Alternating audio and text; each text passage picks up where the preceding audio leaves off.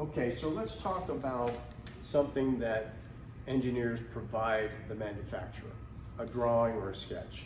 And this could either be a paper physical drawing or it could be something on a CAD model. Besides the physical part itself that's on this drawing, there's a lot of information that is being presented to the manufacturer. So we have down on the bottom here something called a title block, which typically has the name of the component, the company, usually the engineer or the designer that designed it, the revision if there is any, and sometimes even some tolerance boxes. So let's talk about what the difference is between dimensions and tolerances. So what is a dimension? Well, a dimension is a physical size of a feature, and it's usually depicted here by what we call leader lines that point to that particular dimension. For instance, here on this little bore that's here, we have a dimension of 1.625.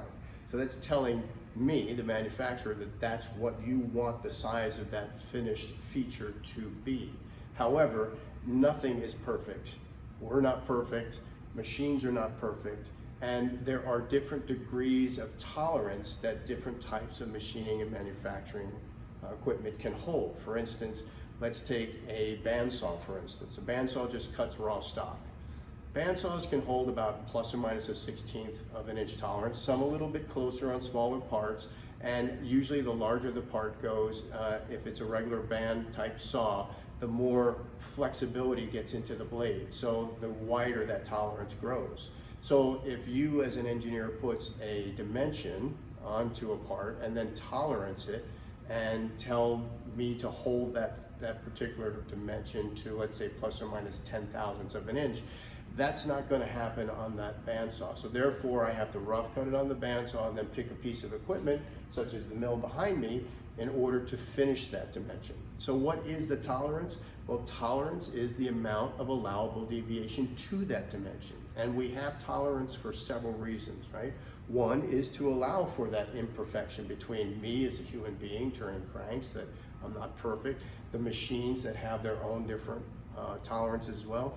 But the other reason for tolerance is that things need to work. So let's take a tolerance of, let's say, a 1/16 of an inch, and let's take it on something that's, for instance, the project that we do in this particular class for level 1, which is a business card holder. A business card holder does what? It holds business cards. So those business cards really just need a block with a slot in it to hold those cards up. So if we made a mistake on that block, we made the block either a 1/16 of an inch too big or a 1/16 of an inch too small, or the slot a 1/16 of an inch too wide, does that block still function? Of course it does, right? So we have something called the 3 F's in manufacturing, which is fit, form, and function. And it's something that you as an engineer need to understand, because you will be applying the 3 F's to everything that you do. So let me repeat them: fit, form, and function, all right? So of those three, function is the number one thing that you consider first. What's it going to do? Because based on its function, that helps you decide what form it needs to take and what fits are required, or the tolerances. So now let's just take something like a small vise, something that squeezes something, a screw that's got to go through a threaded hole.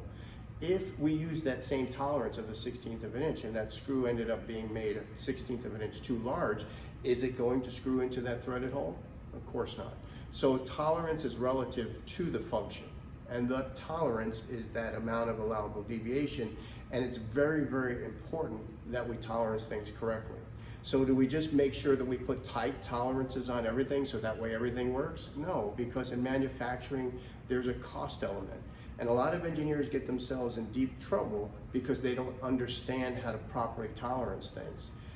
We've had engineers in the past, I know in the companies that I've worked for, that we've done parts and components that come out to the machine shop, and they put these ridiculously tight tolerance on things. Why? Because they don't understand how tolerance affects the manufacturing process.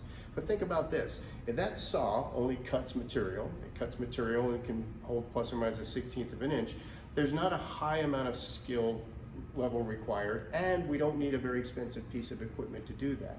But if you take that same tolerance and then you make it a 1/1000th tolerance, well, now all of a sudden, not only do you need a very expensive piece of equipment that has the capability of holding that tolerance, but you also need a higher skilled worker in order to maintain that tolerance. To understand how that tolerance is applied is extremely important. Something that you may not know is that a human hair is about 3.5 thousandths thick. So an engineer that puts a plus or minus 1 thousandths tolerance on something, here's a little graphic here of a human hair. That's 1/1000th of an inch inside of a human hair. Now there are some components that we have that must have that kind of a tolerance and even tighter. But for the business card holder project that we do in this class, that is a ridiculously close tolerance. And that same tolerance relates back into business as something that could cost the manufacturer more. And because it can cost them more, that raises the price back to the engineer. And this, again, it turns into something that becomes too expensive to manufacture. I mean, that's the simplest way to put it. So I've seen a lot of engineers in my lifetime do things like that. They over tolerance or they under tolerance because they don't understand it. And that gets them in trouble because in the end, root cause analysis on what went wrong is it goes back to what the engineer put on there. So how important are you to the manufacturing process? You are the first person that pulls the handle on that cash register. You're the one that puts those tolerances, the material choices, the dimensions and the features into a CAD drawing, into a print, and because of that, you're the one that is depicting for me, the manufacturer, which pieces of equipment that we need. We have a lawnmower going by. Which piece of equipment we need in order to satisfy the conditions and the tolerances that you put on that print. So you are very important to the manufacturing process, and that's why we feel that these hands-on type classes are important, but even if it's not a hands-on course at this particular moment, it's still relative for you to understand what your role is in manufacturing. You are basically married to a manufacturer the entire time that you're an engineer, because if your intention is to design things that are never to be made, well then just consider yourself an artist.